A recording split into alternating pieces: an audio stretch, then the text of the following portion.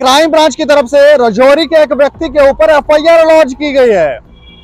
FIR launch करने के पीछे का कारण यह है कि उन्होंने केरोसिन ऑयल में जो मिट्टी का तेल होता है उसमें कोई बहुत बड़ा घोटाला किया है। लगभग जो जानकारी है 1,14,000 लीटर 1,14,000 से ज्यादा लीटर जो है तेल वो अवैध तरीके से सत्य कहेंगे, सत्य लिखेंगे, सत्य चलेंगे।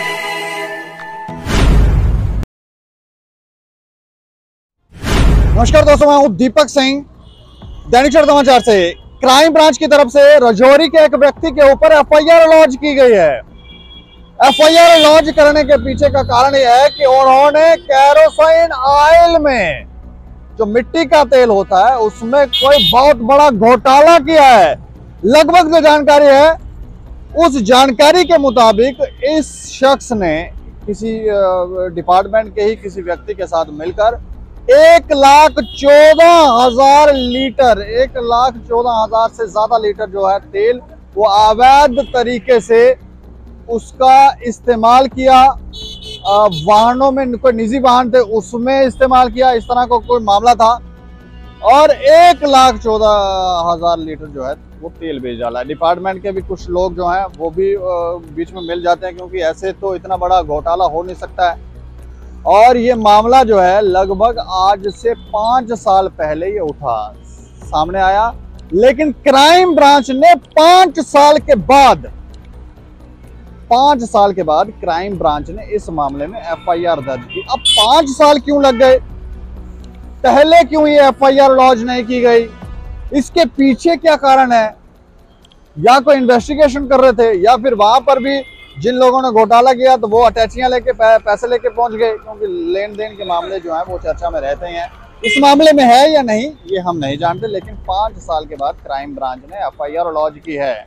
ज्यादातर आप जानते हैं कि जो भी लोग केरोसिन ऑयल का डिप्पू लेते थे वो लोग गांव के दूर दराज इलाके में डिप्पू लेते थे तो लोगों को वो तेल बेचा करते थे। लेकिन यहाँ पर सुनने में आया कि ये शख्स लोगों को नहीं बल्कि स्वयं ही किसी निजी वाहनों में इस्तेमाल कर रहा था। कि जो दूसरे कई बार आप देखे होंगे कि गाड़ियां जो हैं वो जो रोड पर दौड़ रही होती हैं, मेटाडोरें, बसें, तो वहाँ पर उसके ड्राइवर, कंडक्टर या कोई और लोग आ जाते हैं कि हमें दे दो। तो कई बार तो ऐसा भी देखने में आया है कि तेल की टंकियाँ कैनियाँ की कैनियाँ भर के रखी होती हैं, ड्रम भर के रखे होते हैं और ये लोग गाड़ियों को वहाँ पर बेच देते हैं। ये इलीगली ये सब होता था, एक ज़माना था। आजकल होता है कि नहीं ये तो हम नहीं जानते, लेकिन एक ज़माने में ये सब बातें भी बाहर आती थी, लेकिन इसका संज्ञान नहीं लिया गया। लेकिन इस मामले में सरकार को चूना लगा, शपथ सरकार को लगी, लेकिन इसके ऊपर जो कंप्लेन फाइल की गई है वो सुनने में आया है कि एक राजौरी के ही एडवोकेट ने करवाई है, और वो एडवोकेट थे तो वो लड़ लुड़ के 5 साल में ये एफआईआर लॉन्च करवा पाए हैं। तो आप सोचें कि आम आदमी को करवाता तो, लेकिन ये कार्य डिपार्टमेंट का था, क्योंकि चूना शपथ वो डिपार्टमेंट को, सरकार को लगी है। लेकिन इसमें ऐसा नहीं है। लेकिन कुछ जो जानकारियां हमारे पास हैं वो हम आपको बताने जा रहे हैं।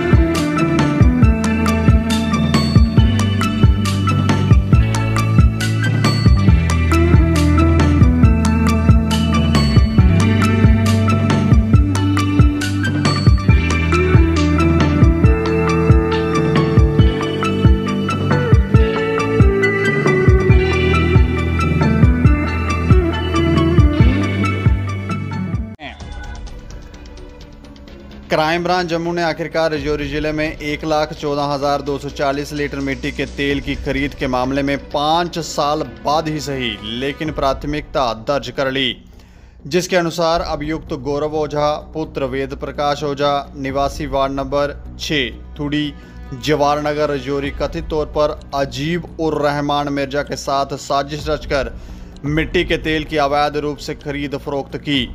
गौरव ओझा के पास मिट्टी के तेल के डिप्पू के लिए वैध लाइसेंस नहीं था।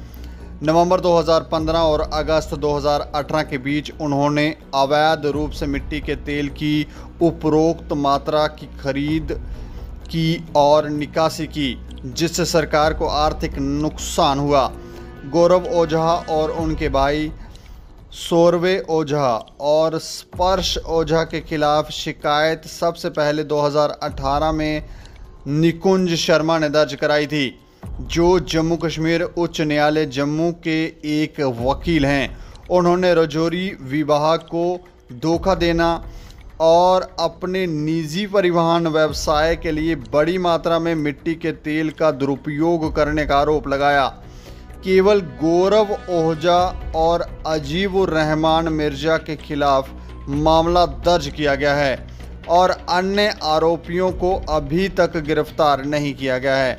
अपराध शाखा वर्तमान इस मामले की जांच कर रही है।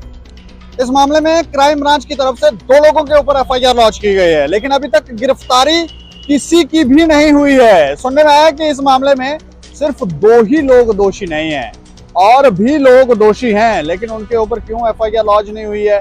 क्या ये मामला है, या हो सकता है इन्वेस्टिगेट करने के बाद क्राइम ब्रांच जो है वो इस मामले में एफआईआर लॉन्च करे। यहाँ पर एक और बात सामने आ रही है कि लाइसेंस जो गौरव आहूजा जो लाइसेंस इस्तेमाल कर रहा था केरोसिन ऑयल के लिए, वो उसके नाम पर नहीं था, यानी कि वैलिड नहीं था। वो लाइसेंस जो था वो किसी और के नाम पर था, लेकिन वो ये इस्तेमाल कर रहा था। कैसे कर रहा था, इसमें कुछ हो सकता है अंदर के कुछ सरकारी कर्मचारी जो हैं उनकी मिलीभगत से हुआ है, क्या हुआ है, लेकिन ये मामला जो है जब इन्वेस्टिगेट होगा तो इसमें काफ़ी चीज़ें जो है वो खुलकर बाहर आएंगी।